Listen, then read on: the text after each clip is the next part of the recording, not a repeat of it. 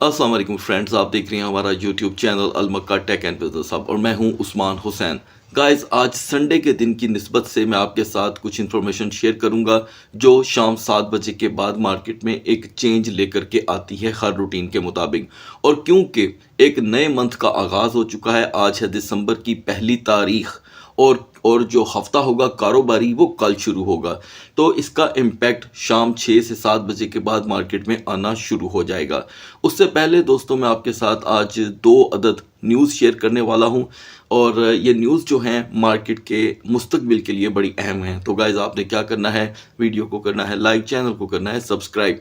अगर आप चाहते हैं कि आने वाले दिनों में आपसे हमारी किसी भी एक अहम वीडियो का नोटिफिकेशन मिस ना हो, तो बेल आइकन के बटन के साथ साथ ऑल के बटन को भी क्लिक कर दीजिएगा। तो गाइस, कैपिटलाइजेशन यहाँ पर मुसलसल $2 बिलियन के दरमियान रोटेट हो रही है। Not a bad Saturday, not a bad Sunday. बड़ी हद तक मार्केट यहाँ पर रूटीन से ज़्यादा बेहतर काम कर रही है। अगर मैं डोमिनस की बात करूं तो फिर से डोमिनस दोस्तों 56.09 पे है।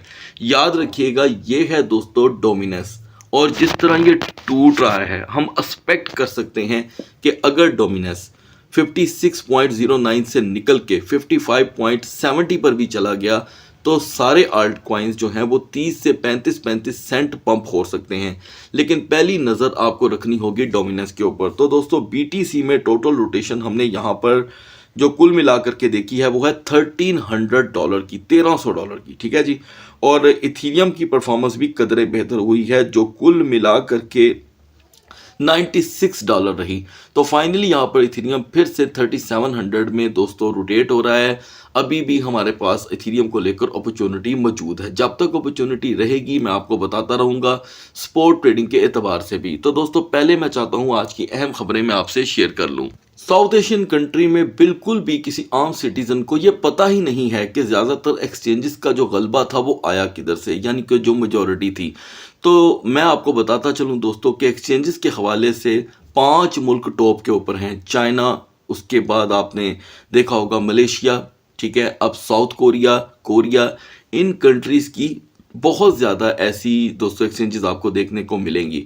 तो यहाँ पर साउथ कोरिया डेमोक्रेटिक पार्टी ने एग्री किया है कि वो डिले करने लगे हैं क्रिप्टो टैक्स 2 साल के लिए। South Korea democratic party previously pushed back against another delay, saying it was a political trick by the ruling party. तो दोस्तों, ये एक ट्रिक होता है। अच्छा, अब मैं आपको यहाँ पर किसी भी नए बिजनेस के अंदर ज़्यादातर हुकूमतें क्या करती हैं वो मैं आपको बताने वाला हूँ, इंटरनेशनल भी और लोकली भी, कि उनका ये मानना होता है कि दूसरा मेरा जो हमसाया मुल्क है या अदर जो हमसाया मुल्क हैं जितने भी हैं वो इस काम के ऊपर क्या स्टांस लेते हैं। यानी कि सभी इस इंतज़ार में होते हैं कि हम देखते हैं फ़लाना मुल्क इसके ऊपर क्या डिसीजन लेता है, फ़लाना मुल्क इसके ऊपर क्या डिसीजन लेता है। तो ये ज़्यादातर जो पहला फ़ैसला होता है वो अमेरिका ही लेता है। अमेरिका लेता है, चाइना लेता है, बल्कि कभी कभी तो चाइना भी वेट करता है कि जो अमेरिका है उसका फाइनल डिसीजन क्या है। तो दोस्तों, आप सब गवाह हैं कि 2024 बड़ा ज़बरदस्त गुजरा ETF के हवाले से, स्पोर्ट ETF के हवाले से, इथीरियम ETF के हवाले से। ब्लैक रॉक का नाम जिसे पता नहीं था सारों को पता चल गया, ठीक है। उससे पहले ब्लैक रॉक को जानता कोई नहीं था, ETF को जानता कोई नहीं था। तो ये इस एतबार से बहुत अच्छा रहा कि अमेरिका में इसकी जड़ें बिल्कुल लीगलाइज हो गई, मजबूत हो गई, वॉल स्ट्रीट के ऊपर काम होना शुरू हो गया। तो अब यहाँ पे दोस्तों साउथ कोरिया भी एक ट्रिक यूज़ कर रहा है, वही जो दूसरे मुल्कों में है। लेकिन अमेरिका के बाद अगर कोई मुल्क है दोस्तों तो वो है इंडिया। बहुत ही अच्छे तरीके से वो अपने मुल्क में एक्सचेंजेस को रेगुलेट कर रहा है, जैसे कि नंबर 1 पे KuCoin, सेकंड पे बाइनास, और तीसरी की बात अगर सुनने में आ रही है दोस्तों तो वो है बिटगेट एक्सचेंज। तो ये एक किसी भी रियासत के लिए बड़ा ज़बरदस्त मामला होता है और उनकी जो एक्सचेंजेस होती हैं वो पाबंद हो जाती हैं लॉ के अंडर काम करने के। उसके बाद दोस्तों, रिपल के जो CEO हैं उनकी कुछ स्टेटमेंट देखने को मिली है, वो थोड़ी सी एंटी हैं लेकिन हैं सच। गवर्नमेंट को आदत पड़ गई है इनडायरेक्ट रेगुलेशन करने की, ऐसा कहना है रिपल के CTO का। In a recent Joe Rogan interview, Marc Andreessen revealed that the debanking of tech firms caused of the Silicon Valley shift towards the Trump and government has become addicted to indirect regulation। यानी कि उनका ये कहना है, अब जैसे कि मैंने आपके साथ साउथ कोरिया की न्यूज़ शेयर की है। एग्जैक्टली ये न्यूज़ भी उसके साथ ही मिलती जुलती है अगर आपको मार्केट की या तजारती दुनिया की खबरें या समझने का शौक है। तो मैं यहाँ पर देख रहा हूँ दोस्तों कि रिपल ने, क्योंकि सारी बात है वो $2 पे पहुंच रहा है, अब तो रिपल आंखें दिखाएगा दोस्तों, दांत निकाल निकाल के दिखाएगा। तो उनका ये कहना है कि अभी भी अगर ऐसा होता है कि इनडायरेक्टली रेगुलेट किया जाता है तो ये ज्यादती होगी मार्केट के साथ। अब कम से कम खुल के रेगुलेट कर देना चाहिए। तो ये खुल के रेगुलेशन के बाद दोस्तों रिपल का क्या बनेगा, रिपल कहाँ पहुँच जाएगा, ये हम सोच भी नहीं सकते। खैर ये वीडियो इस बारे में नहीं है कि मैं XRP की प्रेडिक्शन करता फिरूं, लेकिन अब अमेरिका के अंदर तेज़ी से रेगुलेशन जो है वो इनडायरेक्ट होने की बजाय डायरेक्ट भी देखने को मिल रही है। सो गाइस अब बढ़ते हैं मार्केट की तरफ। So guys now we are in the market. Bitcoin ethereum को हम लास्ट में डिस्कस करेंगे। बिना टाइम वेस्ट किए हम सोलाना और BNB से करते हैं आगाज, और अब मिड में तो आ जाता है XRP। अच्छा दोस्तों, सोलाना की हमारी सपोर्ट थी 236 और रेजिस्टेंस 246। सोलाना ने हमें यहाँ पर जो जंबो लो प्रोवाइड किया वो था 234 का। 234 के बाद गाइस यहाँ पर सोलाना ने में हाई दिया है आउट क्लास 237.40 का। तो ये $3.5 की आपको ट्रेड मिली है। सुपर्ब ट्रेड थी, हमारी सपोर्ट के मुताबिक $1.5 की। तो नेक्स्ट 12 आवर के लिए यहाँ पर सोलाना की सपोर्ट है दोस्तों 232 और रेजिस्टेंस 239। नाउ XRP की हमारी सपोर्ट थी गाइस 1.86 टू 1.94। XRP ने हमें यहाँ पर लो दिया 1.84 का, 100% हमारी सपोर्ट यूटिलाइज हुई।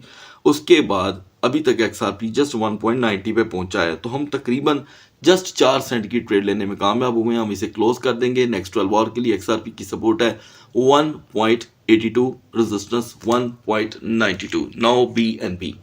तो दोस्तों BNB की हमारी आज की सपोर्ट थी 639 टू 660। यहाँ पर BNB ने हमें लो दिया है 645 का, 645 का। 639 और 645 में सिर्फ $6 का दोस्तों गैप था। ये सपोर्ट यूटिलाइज हुई है और उसके बाद हाई रहा 652.60 का। तो हम कह सकते हैं कि हमें $7.5 की BNB में ट्रेड मिली। नेक्स्ट 12 आवर के लिए BNB की सपोर्ट है 638 और रेजिस्टेंस 655। डोज कॉइन की गाइस हमारी यहाँ पर सपोर्ट थी 0.4210 की और रेजिस्टेंस थी 0.4260 की। गाइस डोज कॉइन आपके सामने है। हम अपनी ट्रेड को हासिल करने में 100% कामयाब रहे और अभी हम डोज को दोबारा यूटिलाइज कर सकते हैं, यानी कि 0.4295 पे अगर ये 45 मिनट में रेजिस्टेंस ब्रेक कर देता है तो आप इसे 0.4255 के लिए शॉर्ट के लिए यूटिलाइज कर सकते हैं बिंगेक्स एक्सचेंज के ऊपर। तो दोस्तों जो पोजीशन बिंगेक्स की होगी मैं आपको साथ साथ बताता रहूँगा। आगे बढ़ते हैं। अब आते हैं दोस्तों पोल्का डॉट पे। पोल्का डॉट की दोस्तों हमारी मिडनाइट की जो एंट्री थी वो थी $9 से 9.15। हम इसमें 100% कामयाब रहे। पोल्का डॉट ने हाई दिया हमें 9.18 का और उसके बाद मुसलसल पोल्का डॉट दोस्तों टूट रहा है। यहाँ पर पोल्का डॉट की सपोर्ट है 8.65। ठीक है, तो ये सपोर्ट के लिए होगी, ये चीज़ आपने अपने जेहन में रखनी है। नाउ सुई कॉइन में दोस्तों हमारी एंट्री थी 3.38 की, 3.38 की। ठीक है, और यहाँ पर हमारी एंट्री हो चुकी है क्योंकि सुई ने हमें लो दिया 3.33 का। आई होप कि आपने एक अच्छे लेवल पे एंट्री ली होगी। हम इसका एग्जिट रखेंगे 3.50 से 3.55। ये हमारा पहला टोकन है जिसे हमने बाय भी कर लिया है और अभी हम इसे होल्ड करेंगे। और so guys it's the first one. Now near protocol में दोस्तों आपके साथ एक फ्यूचर की पोजीशन मैंने फिर से शेयर की थी। वो एंट्री थी हमारी 7 to 715। लिहाजा नियर दोस्तों उस लेवल में गया ही नहीं। नियर मिडनाइट से अंडर द $7 ट्रेड हो रहा है और 6.83 से 6.93 के दरमियान जंबल पोजीशन है। अब हम क्या करेंगे, जो हमारी पिछली पोजीशन थी उसे कर देंगे क्रॉस, मतलब कि कैंसल। मैं समझता हूं कि यहाँ पर नियर प्रोटोकॉल की हमें अचानक इसके प्राइस में 20 से 25 सेंट की कमी देखने को मिल सकती है। 6.70 यहाँ पर इसकी सपोर्ट रहेगी। यूनिस्वैप की हमारी सपोर्ट थी गाइस 12.65 से 12.95। यूनिस्वैप ने हमें 100% लो दिया 12.60 का। हाई रहा 13.20 का। तो इसकी एक्यूरेसी आपने बिटगेट एक्सचेंज पे जाके करनी है। यूनिस्वैप इस वक्त दोस्तों बहुत ही अच्छी ट्रेड के ज़िम्मे में आया हुआ है, तो हम इसे इग्नोर नहीं कर सकते। लिहाजा नेक्स्ट 12 आवर के लिए यूनिस्वैप की स्टिल सपोर्ट 12.70 है दोस्तों, 12.70 से 13.30 के दरमियान। एपीटी की दोस्तों आपको पोजीशन बताई गई थी 13.50। और अपडेट ये थी दोस्तों कि ये 13.50 को अगर नेक्स्ट 45 मिनट तक कंटिन्यू नहीं करता तो हमें 22 सेंट की कमी देखने को मिलेगी। तो यहाँ पर एपीटी ने उससे भी बड़ा हमें लो दिया और वो दोस्तों लो था 12.90 का, लिहाजा हमने उस ट्रेड को यूटिलाइज़ किया नेक्स्ट 12 आवर के लिए। अब हम इसे यूटिलाइज़ करेंगे स्पोर्ट में और ये इसकी सपोर्ट रहेगी 12.80 की। 12.80 का एक नॉर्मल लो आपको इसके प्राइस में देखने को मिलेगा। नाउ टाउ कॉइन की यहाँ पर दोस्तों जो रूटीन सपोर्ट है वो है 628, जहाँ से इसका टर्न अप हो रहा है, और उसके बाद रेजिस्टेंस है 658 के दरमियान की, तकरीबन $30। गाइज यहाँ पर रेंडर में $9 की हमारे पास रेजिस्टेंस थी, एग्जैक्टली वही फार्मूला नेक्स्ट 45 मिनट वाला, 3 कैंडल 15-15 मिनट की, तो रेंडर ने आपको 27 सेंट से भी बड़ा लो दे दिया। ये लो था गाइज तकरीबन कुल मिलाकर के 43 सेंट का, 43 सेंट का, और अभी रेंडर अपने आप को संभाल रहा है। मैंने मिडनाइट में आपको बताया था कि ये 8.70 का लो आपको मजाक में दे देगा। आई डोंट नो कि आपने इसे यूज़ किया है कि नहीं, लिहाजा नेक्स्ट 12 आवर के लिए यहाँ पर रेंडर की सपोर्ट है 8.55। थोड़ा सा मजीद लो जाने के खदशात यहाँ पर मौजूद हैं। आर्बिट्रम में हमारी एंट्री थी दोस्तों 0.9600 की, एग्जिट था 0.9750 का।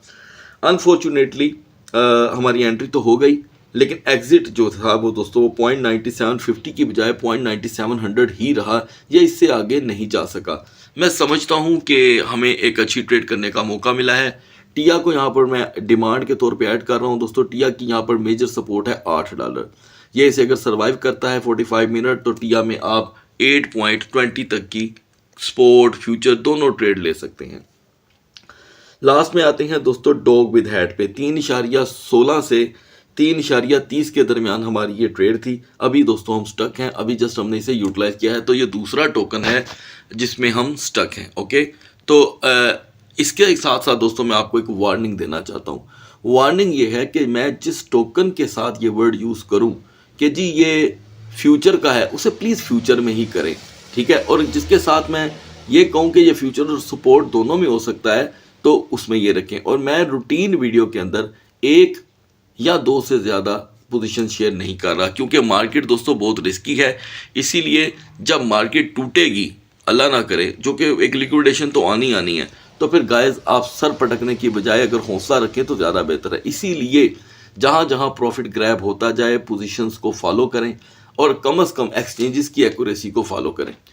अच्छा, अब कोर की दोस्तों यहाँ पे मेजॉरिटी देखने को मिली है। कोर ने यहाँ पर $2 जैसी रेजिस्टेंस को अबूर कर लिया है, लेकिन ये वहाँ पर रेजिस्ट नहीं कर पाया। तो यहाँ पर कोर की सपोर्ट है दोस्तों 1.75। अगर ये इसे सर्वाइव नहीं करता तो मजीद 10 सेंट की कोर के प्राइस में कमी हो सकती है, और जो पंपिंग जोन है वो है 1.85। अब बढ़ते हैं बीटीसी और इथेरियम के कैंडल चार्ट की तरफ। तो दोस्तों बीटीसी के प्राइस जैसे कि मैंने आपको स्टार्ट में ही बता दिया था $1300 के दरमियान रोटेट रहे। मैंने आपसे कहा था कि 97,450 से 97,690 की हमें रेजिस्टेंस चाहिए, जो मिली ही नहीं अभी तक। तो संडे के एतबार से मार्केट स्टक रही, लेकिन शाम 6 से 7 बजे के दरमियान मार्केटें जो हैं वो स्लाइटली वर्क करना शुरू कर देंगी। तो फुल डे कैंडल यहाँ पर एक सपोर्टिंग है, बुलिश है, जो मार्केट के लिए एक अच्छा साइन है। और मिडनाइट की मॉर्निंग की ये जो हैंगिंग मैन कैंडल है, इसने हमें ये बताया है कि मार्केट ने 95,671 पे जाके स्टक दिया था। तो गाइस यहाँ पर हमें कुछ नया देखने को मिला है, और वो है सपोर्ट 95,000। जैसे कि मैं आपसे सपोर्ट शेयर कर रहा हूँ, तो अभी भी 95,000 इस मार्केट की सपोर्ट रहेगी। पंपिंग जोन है 97,450 से 97,690।